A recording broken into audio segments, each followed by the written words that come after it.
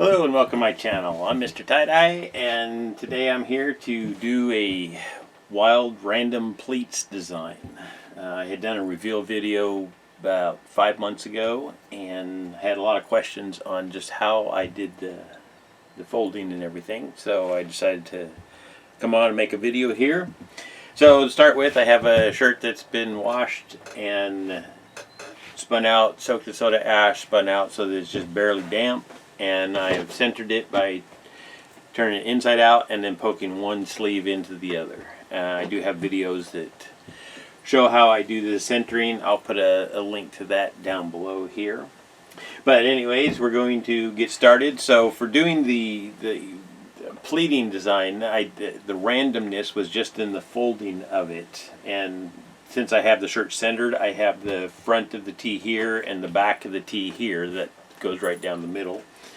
And I just do kind of random folds on it. You can do a straight fold like that, or you could do a crooked fold. Each one is going to create its own little unique patterning. The other thing that I do after I pleat it straight up from bottom to top is then I put the dies on at a diagonal. And anytime you have something that's folded and you put die across diagonal, if you go across this way, you're going to get a V shape right here in that area, and if you go the other direction, then you're going to get a point. So that's what these different folds are going to do, and by doing random ones on there, you're going to change up and add more patterning to it. So what I'm doing here is just going to be on the front of the t-shirt. This is the front part here. So I can just kind of play around with those folds however I want to. And the main thing I do once I kind of do my folds is try to get everything to lay down as flat as possible.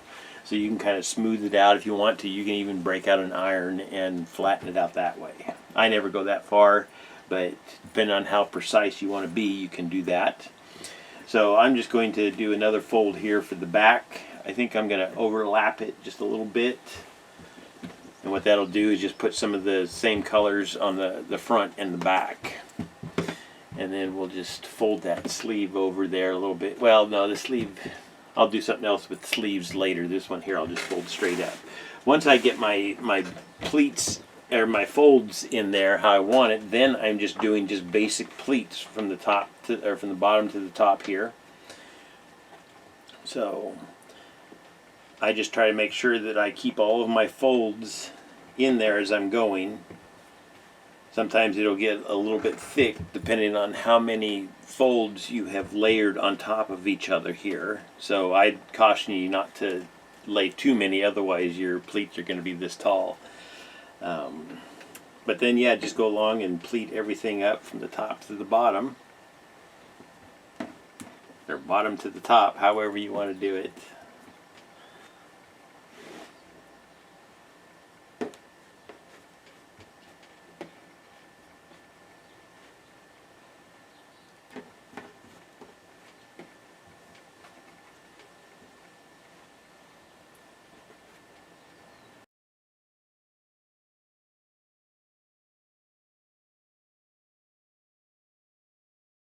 Once I have it all pleated, then I just secure it. My favorite way of doing it is with kite string, but you guys can use whatever method. If you like rubber bands, use rubber bands. I'm not tying it super tight, just tight enough to keep everything nice and secure in there as I pick it up and move it around.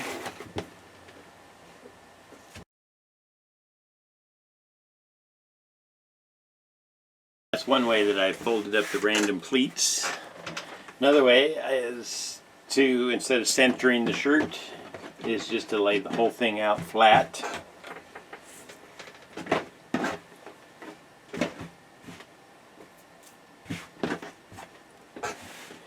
And then from here I'll do just kind of random bigger folds, usually on a diagonal of some sort. So you can see, yeah, top and bottom shirt, and I just folded a corner up.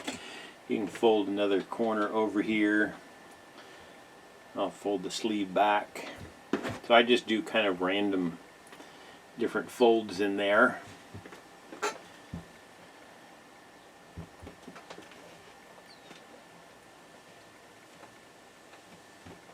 And this here is just kind of a matter of just whatever comes to you in the moment as you're folding the tee. I just put random little folds in different places, fold things over and fold them back. Anytime you create a fold and then dye across it, like I say, you're going to get those different shapes in there. So I put a couple of them in here, and you can then adjust them however you like, make them sharper, you know, deeper folds. And once you kind of have it the way you want, then once again you just pleat it however you can. So I try to pleat just straight up on the shirt here. If you try to get too wide on here, it can go crazy. You can also, if you wanted to add a little bit more extra in there, instead of doing a straight pleat, you could do a kind of a wavy pleat, and then when you dye diagonal, that's going to just add some more patterning in. So it's really just a matter of finding ways to kind of play with this art and let it be what it wants to be sometimes. I like the randomness of some of the things that I fold up. It really does make a unique shirt.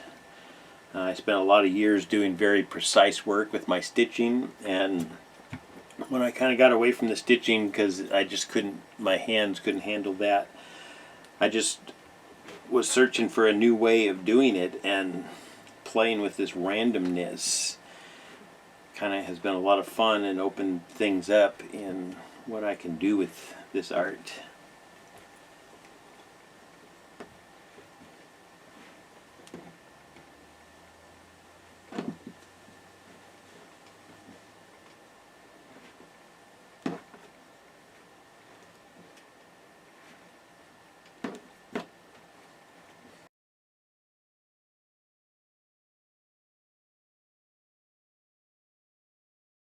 Let's do one more here. A little bigger of a tee. Sometimes the bigger tees you can, of course, you have more to work with.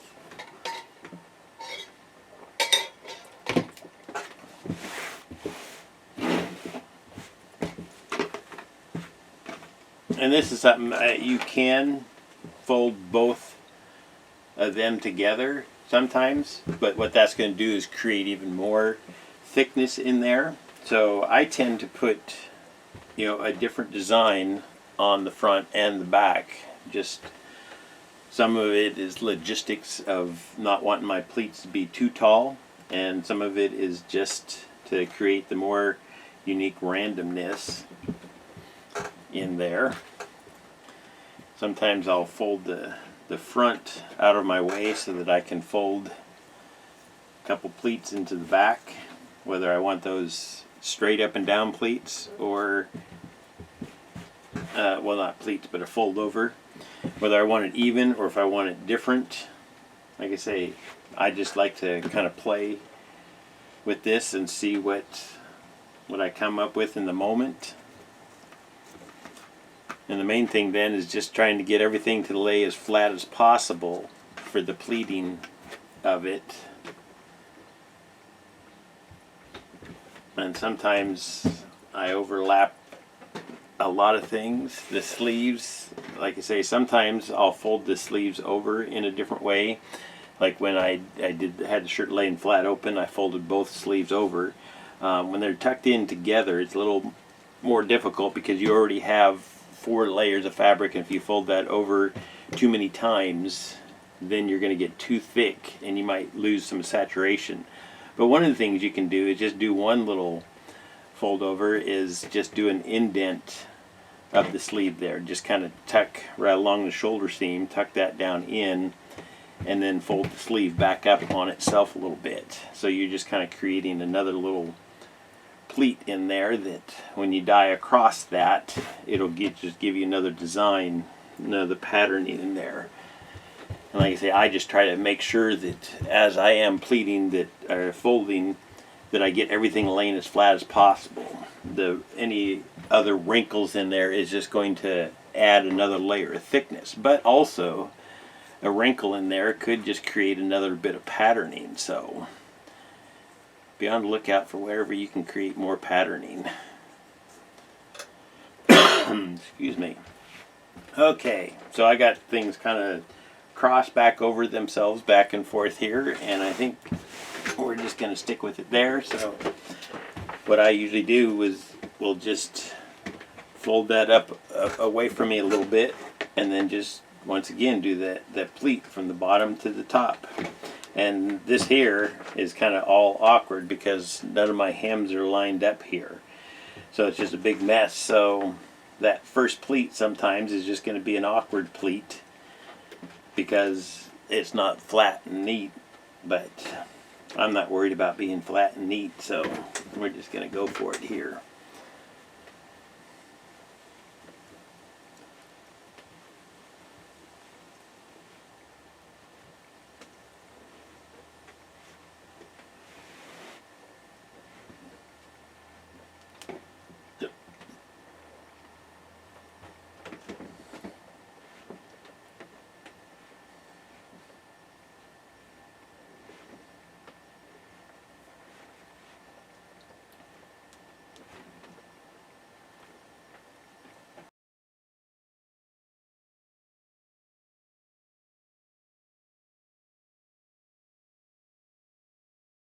That's the other thing, this last little bit here, like I say, this here is kind of all bunched up and awkward here, the whole neckline. So after I've kind of wrapped it up a little bit, I've still left it loose enough. I can go in with my cuticle pusher and kind of be a little bit more precise with folding that neckline down into the pleats a little bit, just so it lines up and lays a little bit flatter there for me. Can't do it with all of it. Like I say, some of it is just going to be what it is, but you can always take the time. And like I say, a cuticle pusher just has this nice smooth edge there, and I like to use that to kind of poke things down inside, straighten out a pleat wherever I need it.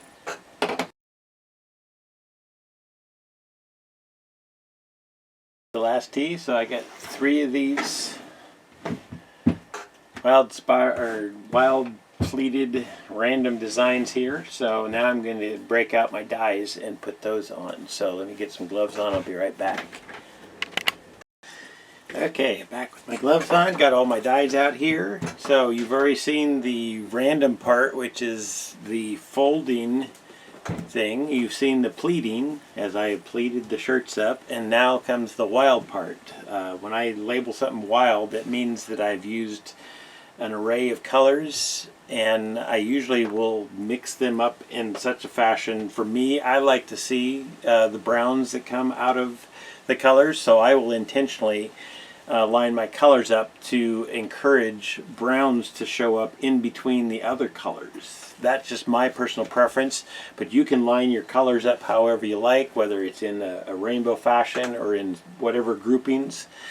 For me, I break out all of the colors I have, line them up, and right now what I have here is fuchsia, emerald green, atomic fireball, blue abyss, deep orange, plum, lemon yellow, bluebird, fire red, turquoise. I have a cobalt and bluebird mix, bright green, and black. So what I'm going to do is just put those colors on. I'm not going to try to line them up. If I'm doing like a DNA type design, I'll take, like 5 or 6 colors, line them up, put them all on in a certain order, and I'll flip it over and I'll start with the second color and I'll put them on that way that they kind of overlap each other. When I'm doing a wild one, I'm not worried about them lining up in any fashion. I just like to put the colors on and see what happens with them. And like I say, with doing the folds on here and then going across those at a diagonal, that's going to give me some V shapes or some points, depending on which way they're folded here. Let's see. The other thing is depending on how steep of a diagonal, if you go just a little bit like this here, you're going to get a very steep V. If you die more of it all the way across the shirt, then you're going to get a wider V like this. So that's going to change things up. You also don't have to go all the way across. You could do part of the line in fuchsia, the rest of the line in green. So you can kind of mix it up, match it however you like. When I flip it over on the other side, I'm going to just continue with whatever random colors come up. So that makes a nice pairing when I put these together. So anyways, I'm just going to go into super speed mode and get these dyed up, and then of course you guys will see the rinse out when I'm all done here. But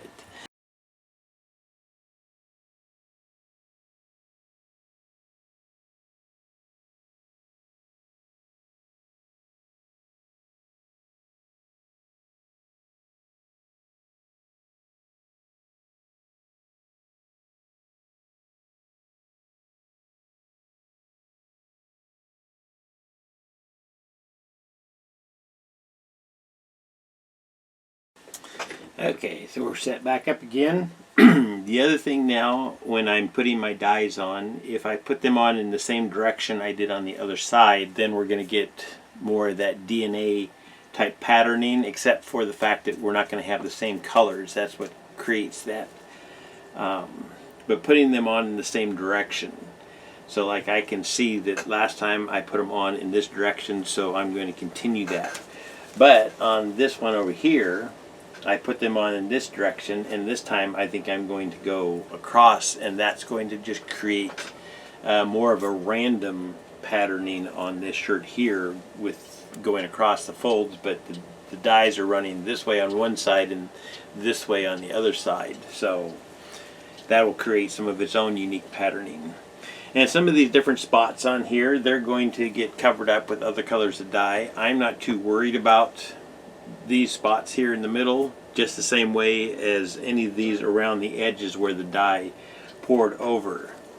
Like I say, if you want to have it more clean and precise and you don't like the browns in there, then you will want to be a little bit more careful in your dyeing. When I'm doing this random stuff, like I say, I like to see the browns show up. So I'm not worried about it when I splash, and that does just make it easier for me because I don't have to be quite as precise and trying to clean everything up as I move it around. I mean, I still try to be careful here, but anyways, let's go back into super speed mode, and I'm going to get the rest of these dyed up. The other thing I like is when I have all my colors out here, I don't have to use every one of them on every one of the shirts, like I say, or go all the way across on the lines. It's just your own personal preference on how you do that. So I'm going to get started. Here we go.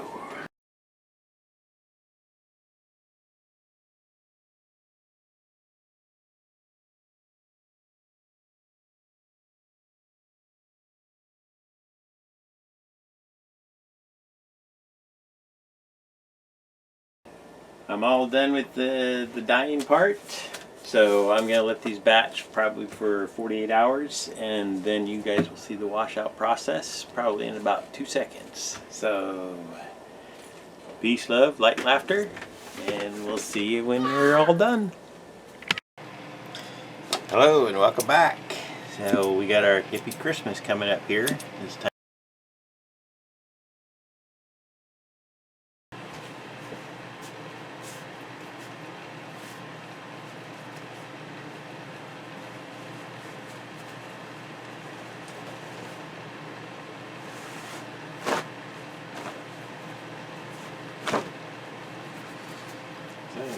There's the back of the tee and the front. So a little bit different patterning on each side here. So we'll get that washed up and shown to you here in about 2 seconds.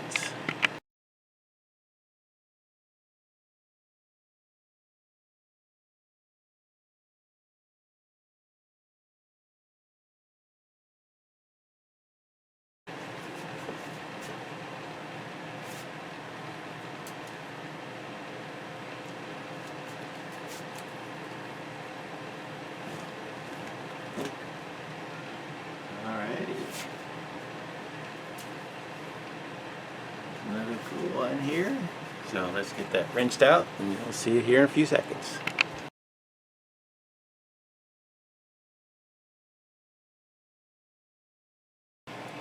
Last but not least,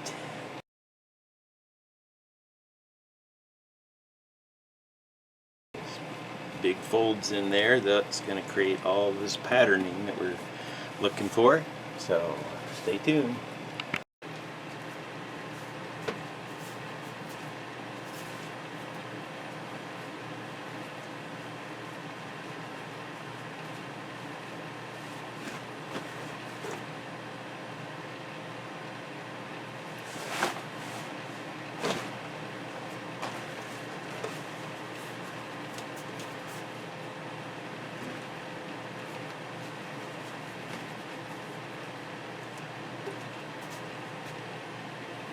Alright, we'll get this washed and you'll see it in about 2 seconds.